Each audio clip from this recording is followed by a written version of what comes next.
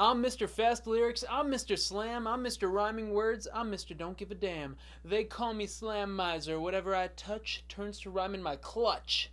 I'm too much.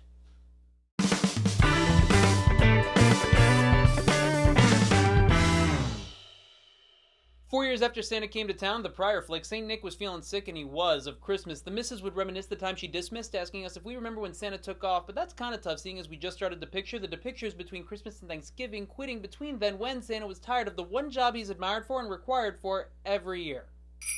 His nose has a cold, his back's got a crick, a kink from the ride. Yeah, riding this. Did you check his fever? Well, your overachiever Mama Claus has you covered. The lover calls the doctor, who uncovers the truth as Santa discovers that no one believes in Christmas. The doc elf has a bug up where the sun don't shiny. He leaves and Santa whinies that no one cares anymore, so Fat Dumbledore wants to cancel Christmas. Claus deserves a holiday, even though he is one, but he's done, so he calls two elves to tell that the 12 days are fading away because Christmas is shutting down. Mama Claus starts singing a tune about the movie we're about to view, which she already alluded, but Shirley sings the song, so we couldn't exclude it. Included in the montage are people taking down trees, turning off lights, while Santa just sleeps all through the night. It's a little loony to think that Santa was played by Rooney, Mickey, while Dickie Shawn is, I guess, some pawn. It took some research to find out that he's Mr. Snow, but we already know that it's a year without a Santa Claus, because that's all that's repeated in the opening track. Forget your back. I have a pain like a migraine in my head. No, make it stop! The media is all on Santa with papers blasting through the snow that he'll leave his sleigh open with no horse to stay in. So Santa, speaking in rhyme, tells his elves to pull the plug, but they don't shrug. They sure seem sad. Aw, shoots, they gotta leave their rubber boots, games, and toys. I feel bad for girls and boys that Santa lost his spark, especially those who wanted Noah's Ark. The two elves are named Jingle and Jangle Bells. Ugh. God damn it. So Lady Kringle calls and wants to see their jingle balls. The elf responds, yes, Mrs. Claus. Right away, Mrs. Claus. Okay, Mrs. Claus. Sure thing, Mrs. Claus. Right away, Mrs. Claus. Just go, I'm not stopping. Yes, Mrs. Claus. Okay, Mrs. Claus. Sure, Mrs. Claus. Right away, Mrs. Claus has a secret fetish for being Santa. Our Nana sings that anyone can don the long stocking, shocking us by saying she's fantasized for disguise. The disguise shows just her eyes and curls because she's a girl, and whoa, she'll go down the chimney with his sack and they'll only see her from the back. I'm not being wrong, that is the song. So she becomes a Claus dresser for a brief instant when her assistants make her stint over because they know it's her. They need Christmas spirit to appear. Will cause Santa to not fear it this year, so they hear her plea to see some who believe, but you should grieve for this baby who literally puts the team on her back. R.I.P. Vixen. Someone get her a Purple Heart. Call Nixon, because he was president in '74, but at the time he resigned, so call up Ford. Well, that rhyme worked out perfectly. Santa is oblivious to what's going on in his own home, despite knowing where every child sleeps and roams. He's shining the lamplight right in his wife's eyes, and she's like, nothing's wrong, everything is fine. Lies! Why do women do this all the damn time? If I'm wrong, please chime. And she reveals her plan, and he reveals then that Vixen's a baby and could get harmed, so he sounds his internal alarm and calls Dasher, an experienced veteran, to carry on his back. Would the sleigh just be better? And he's off so bold in the cold to go scold with a cold. Good luck. Tweedledee and Dum run into the Miser brothers, who smother each other shrouded in clouds with snow and light fights and disrupt Vixen's flight, but they're alright and land in Southtown, USA. They get pulled over by an officer on a yellow bike with bad acne. Come back to me when you look like a man of the law, but it was the last straw and wrote them up for wearing funny suits on a Sunday, so this town is weird and not fun. Hey, people will know Vixen's a reindeer, so they put socks on her ears to make her look like a hound. I literally hate these two clowns. But their ruse works, cause a woman who has her hands in her muff says she don't believe in Santa stuff, and then her muff plays rough as a pussy cat who chases their rain dog down in search for combat. Santa flies for miles with no smiles and asks the cop where his numbskull stopped, but the dumb old dude gives him some vague directions and says the Xmas spirit is gone, and Vixen might be, cause she's getting sick in the heat, so they stick her in the shade and go to where kids play to uncover the real Christmas truth. But old Hitler Youth and the Daywalkers gawk when they're asked about Santa, who has clearly left their hearts, but they acknowledge that he's taking off, so that logic seems in two parts. Because of the stall, a snatcher named the Dog Catcher catches her being Vixen, so they ditch them to go save their baby. The name Ignatius Tistlewhite is a bodacious missile right in the middle of other names ridiculous. Here's old St. Nicholas, who's lucky Chris Hansen is absent, so he stands in to introduce himself as Mr. Claus. How's did we buy into this as kids? So Santa sneezes and the mom is worried, so she hurries them inside to take care of Mr. Claus. Wowza, that is some trust. Santa must sneeze again, but he takes too long. If only we had that issue. Now grab a tissue, not for him, but for us, as the next cantata is about believing in Santa. Kringle sings some slow pop with Pop, who used to doubt but better not pout. Close one night Santa appeared, Dad wasn't fleeing and stayed in bed, so seeing is believing, that's what he said. I'm being satiric, but there is a sweet lyric, just like love, he's there, waiting to be missed. Aw, give that boy a kiss who was moved to tears and changed his one stance in 2 minutes. 3 cheers! Well, the mom just sits here and did nothing during the song. Oh, and it's been so long Ignatius almost forgot that Vixen was around and she might die in the dog pound.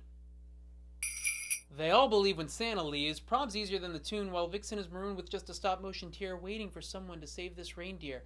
The kid goes to the mayor to try to give Vixen a pardon from the pound warden, while the elves do the same, but the mayor thinks it's insane that the story is taking place but should be disgraced, because he also read that Santa is taking off, so this town is just a bunch of flip-flops, but he'll close all shops if they do something exciting like give them their first white Christmas in 100 years.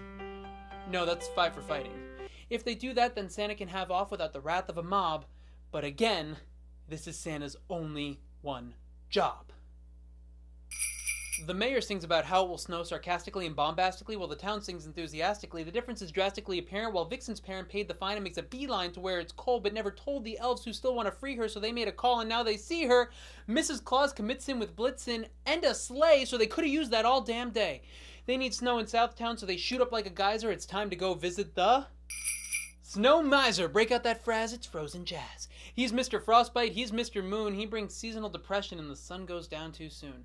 With his advisors, the midget misers, these guys are ice, try to entice by promising days under 40 degrees. No please, that sounds dreadful, bread full of cold. All told, he seems cheery and extensive, but he takes a shot at Santa, so the kid gets defensive despite not believing like a day ago. They want snow in Southtown but get turned down because his brother owns the South, so our lady devisor is off to the Heat Miser. Break out the flash, it's flaming jazz. He's Mr. Pools and Hiking, he's Mr. Sweat, he brings baseball and color, sounds like we're all set.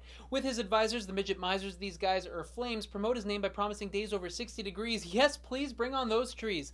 The fat flickerman is a bigger dick to them and bickers when they endeavor to ask for snow, which is the worst thing ever, but he'll leverage something more because that's how he rolls, so in exchange for a day of snow, he wants the whole North Pole.